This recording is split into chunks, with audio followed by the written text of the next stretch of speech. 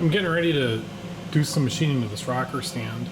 I didn't really know where my quill was at or how deep I was going, so I got this cheapo eye gauging job. It's like a DRO for the quill. And I was curious, how close is it? I can zero this thing here. I was checking to see how square this piece in here. This head is trammed to this mill.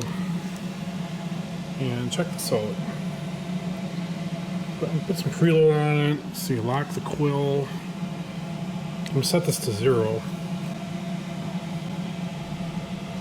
Zero this guy. Now I'm gonna go 500 on this gauge.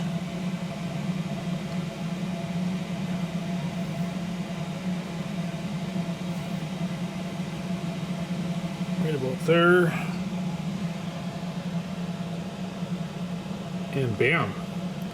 That's right on the money.